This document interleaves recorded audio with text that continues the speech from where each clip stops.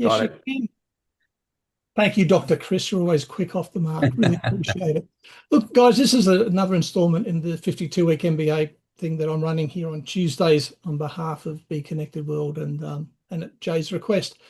A lot of the stuff I've been talking about has been to do with things like marketing, points of difference, unique selling propositions, how to create cash flow forecasts, budgets, all that sort of stuff.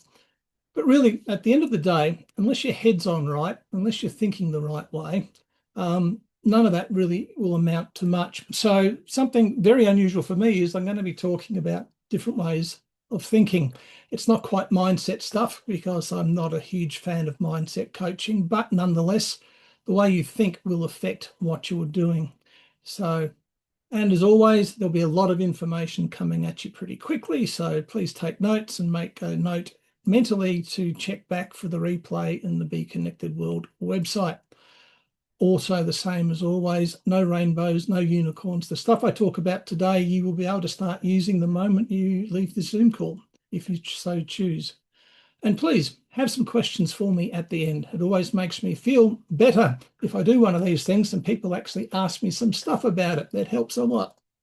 For the new people who don't know who I am, I'm Geoff Hetherington. I've been running my own coaching consulting business for over a decade. I've helped over 180 executives and businesses during that time achieve the goals they want. Prior to that, I had 30 plus years as a C-suite executive operating in Northeast Asia, as well as here in Australia, across a dozen different industries. Before that, I used to be a visiting lecturer in business at some universities. Before that, I was a high school teacher. None of which is said to impress you, but just to let you know that I have been round the block a few times, so I sort of know what I'm talking about. As always, time's short, and I want to leave us plenty of time for our breakout rooms and shout outs later on, so we'll get going. Mindset, as much as I hate the term, it's important, but mindset is made up of a couple of different things. The most important thing about the way you think about your business and go about your day is your attitude. If you wake up and you go, it's a crappy day, I feel crappy, guess what? You're going to have a crappy day. It's as simple as that. That's the way it works. So your attitude's very important. But if your attitude's right, by itself, it won't do anything. You have to create behaviors which will support it. So one of my things, some of you know, I like a bit like Alan, I've had quite a few surgeries the last couple of years. So one of my things is I have a strict regime where I'm doing quite a lot of recovery work to slowly get back to where I was physically beforehand. So my attitude each morning is, even if I don't feel like it, I've got to do it because it's going to pay me dividends. My behavior is I make sure I've got things sorted and set out ready to do it. And then I take action. And then, of course, I'm finding my recuperation's going well, my recovery's going well, so it leads to success. Bottom line is an attitude by itself will not get things going for you, but attitude plus behavior plus positive action will help you get to success. They say Einstein said it. I'm not sure if he did, but it's one of those internet memes, you know. The definition of insanity is to keep doing the same thing over and over and expecting a different result. A couple of different people have said it supposedly, but say it's Einstein. But this is very, very true. If you're not happy with where you are in your life or your business, personally or professionally, as of today, then the thing is you're probably thinking the same way. So if you're thinking the same way, you're going to get the same old results. So you've got to change up your thinking or you've got to alter it. And how do you do that? Well, you do that by disrupting your routine. If you're the sort of person who gets up every morning, has a cup of coffee and a piece of Vegemite toast for breakfast, maybe you might change your routine and get up and go for a walk for 20 minutes, come back, have coffee and I don't know, muesli or eggs or something. You need to disrupt your routine. And to do that, step back and have a look at your life and go, what things am I just doing without consciously thinking about them?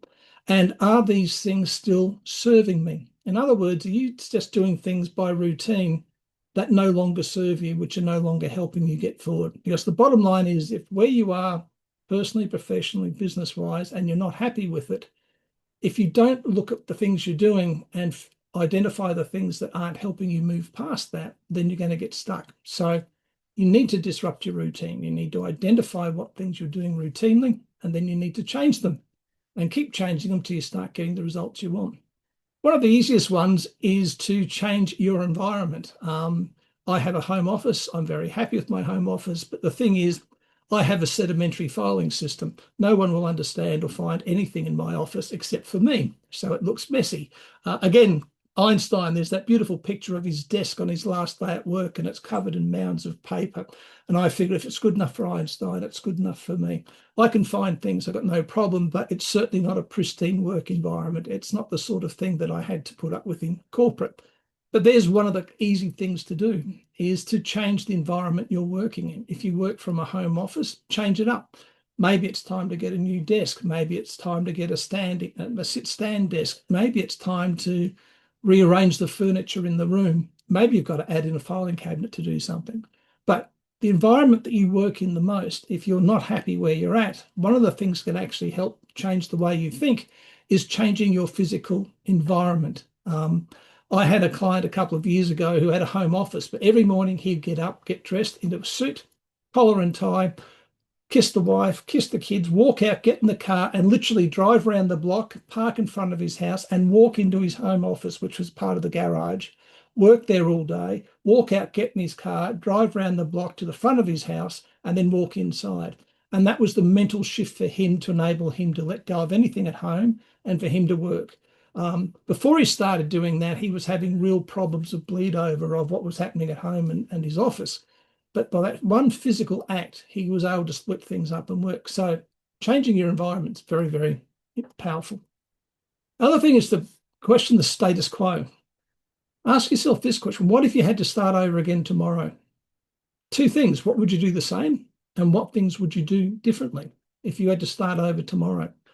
There's a lot of things I'd do differently from where I started 12 years ago, absolutely. And that's not just tied to technology and AI and those things, it's tied to sheer experience and understanding people a lot better than I naively did 12 years ago. So ask yourself this: if you're not happy where you are personally, professionally, business-wise, and you had to start over tomorrow, what would you do differently? And also identify what things you do the same.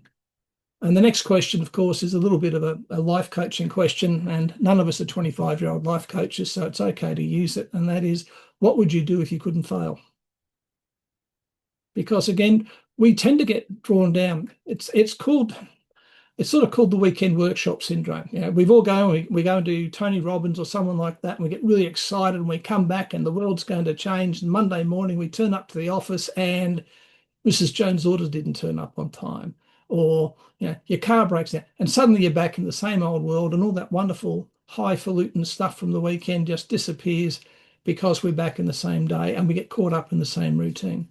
So maybe to question things, you should ask yourself, what would we do if we couldn't fail? It's a very potent question. Imagine approaching your business like you couldn't fail. So my favorite, and Alan's taken it on as well, use anti-goals. In other words, what don't you want in your business life, your personal life, and your professional life? What clients are not welcome in your business? What websites don't you like? What news sources don't you like reading? The best way, this is one of the best ways to start, say you're getting a new website designed, AI notwithstanding, is to do what I call a don't go there list for your website designer and give them copies of websites that you absolutely hate, so they know what not to go there. And of course, you also do, I do like these websites. But anti-goals is really important, especially when you're running a business. Most of us here are solopreneurs, we're small business people, and we often find ourselves stuck with someone who's warm, upright, breathing, and an absolute pain in the ass. So ask yourself this: what clients are not welcome? What things don't I want in my life anymore? And then hopefully you'll start figuring out what to do to change things. Use the 5 whys, also known as peeling the onion. When something happens, you go, why? And then you ask again, well, that's true, why? And then why that? By asking yourself 5 times why in a circumstance, a situation, is really an amazing exercise, because it helps you get rid of all the surface guff and get to the core of what the problem is. And it's just a simple thing. Why? It really helps you peel away the layers, hence called the onion method, and get to the core of the problem and the thing that's bothering you. So if you're feeling stuck, why am I stuck? Oh, I'm stuck because the economy is tough. Well, okay. Can I do anything about the economy? Why is that bothering me? Etc., etc. Build down from there. Something we all should do every single day, whether we're trying to change our mind or not, is do a brain dump every day. Those of you who've heard me or worked with me know that I'm a great believer of the 5x5 method, which is where you do a brain dump at 5 o'clock at night, and then you pick out the 5 things that you're going to do by 5 o'clock the following night that will help progress your business or some of your goals in your business. And then 5 o'clock the next night, you hopefully will put a line through those 5 things. You'll do another brain dump and you'll pick another 5 items. This way maintains momentum. It also means your subconscious mind shuts off because there's a plan for tomorrow so you can enjoy your evening. Hopefully not in front of the TV, but that's a separate topic. You can do a thing called the 6 notebooks. All right, you can have 6 of those small notebooks, little A5 notebooks. One should be for personal, one should be for future, and the other 4 should be spread up across work. People talk about multitasking. We actually don't multitask. We task switch. Women are much better at task switching than men, but men can still do it. But the problem is most of us will tend to have a to-do list, one of those horrible elephantine things that goes on and on and on, and we try and work through that. If, however, you split your to-do list down into 4 or 5 different ones, you can work on something till I can't go any further, and then you can pick the next notebook up and grab the first item off there and work through that. That's if you're not working through your 5x5. It helps you task switch much quickly, and the fact it's a physical object you're picking up and looking at means you have a clear break between what you were doing before. So physiologically and psychologically, it helps you task switch quicker. So if 5x5 doesn't do it for you, or you want to do something a bit more with it, get your to-do list, break it up into at least half a dozen notebooks, one of which has to be for you, one of which has to be things to create the future, and the other 4 are breaking down things there.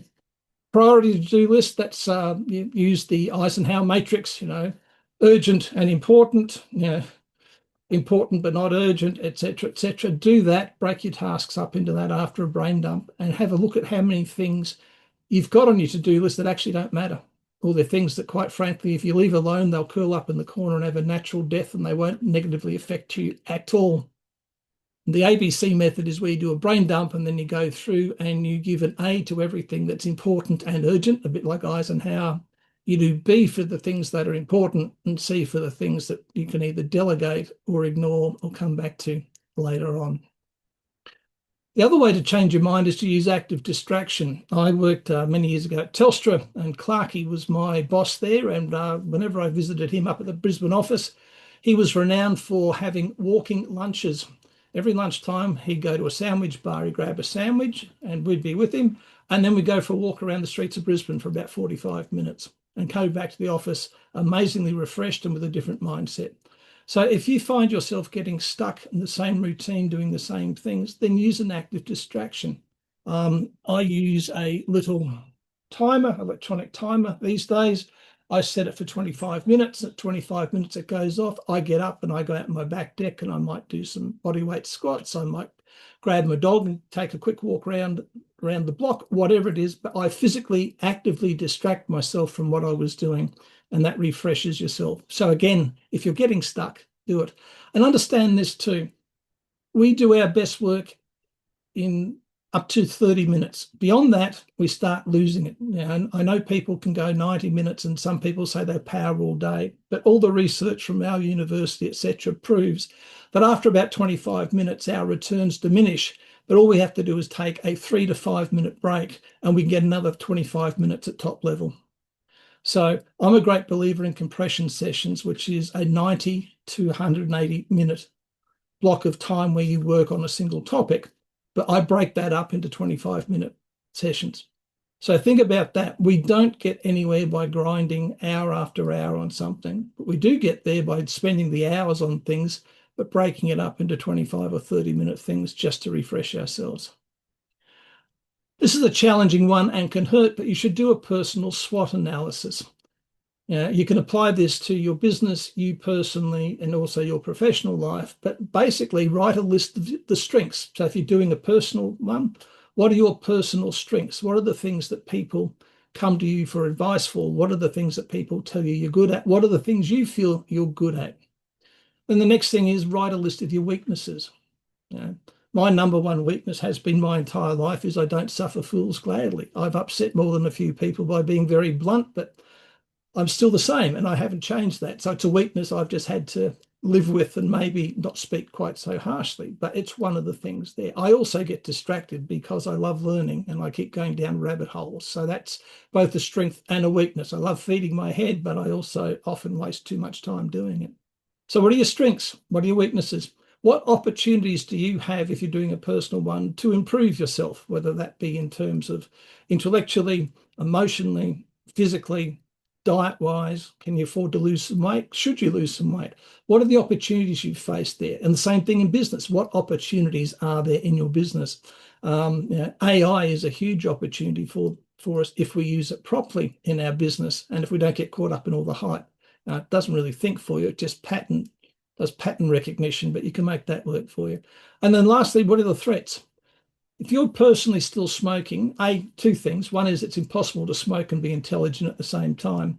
But secondly, if you're smoking, that's a huge threat to you and your health. But it's also a threat to the people who love you. It's also a threat to the people around you. It's also a threat to your clients because your health's no good. So do a personal SWOT, strengths, weaknesses, opportunities, and threats, and then do one on your business. What's your business strong in? What's it weak in? What opportunities are there available that you maybe haven't explored? And what are the direct threats to the business?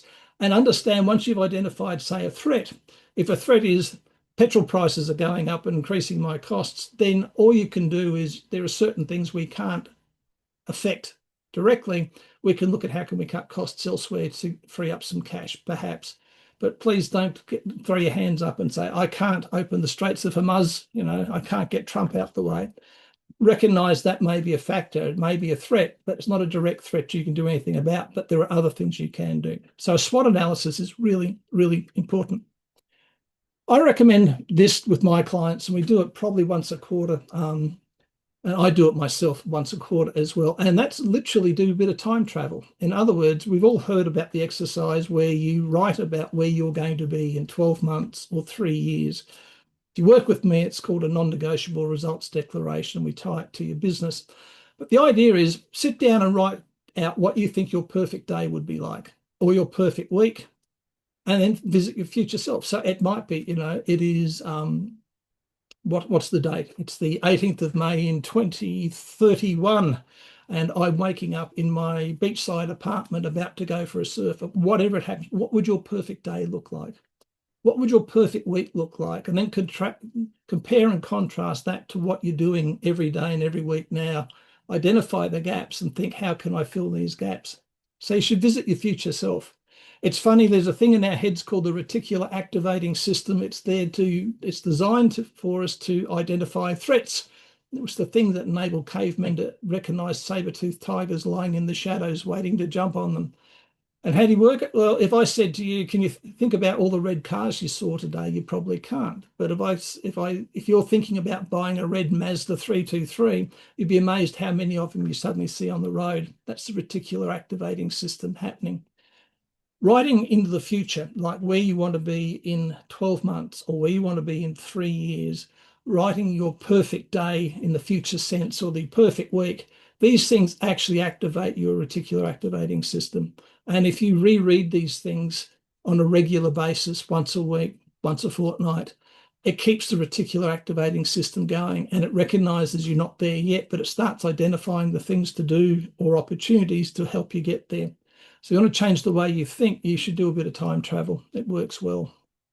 Other thing is to adopt a beginner's mindset.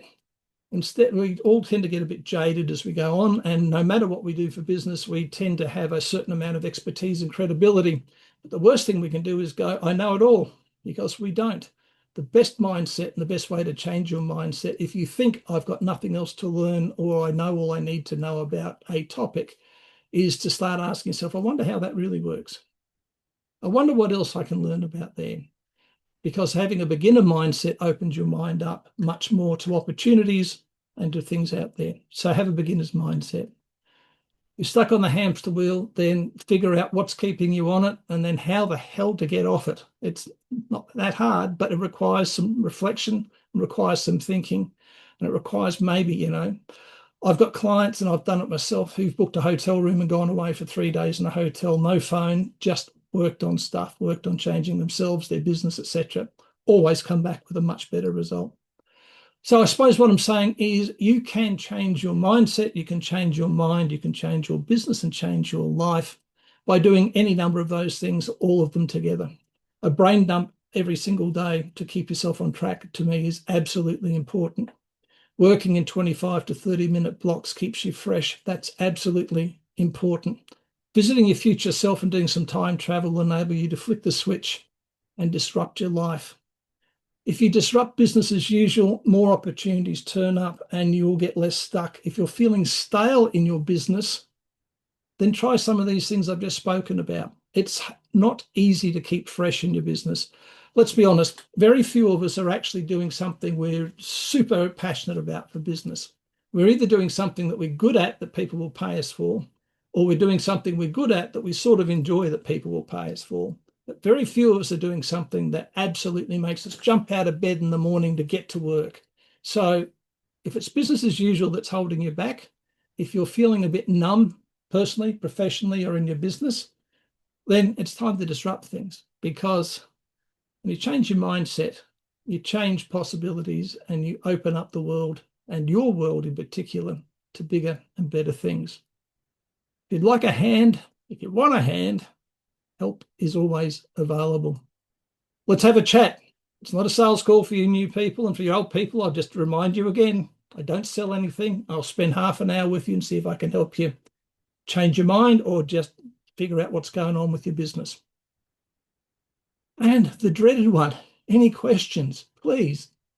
That's it. Thanks, guys. Thanks very much for that, Geoff. I'll just stop the recording. There we go.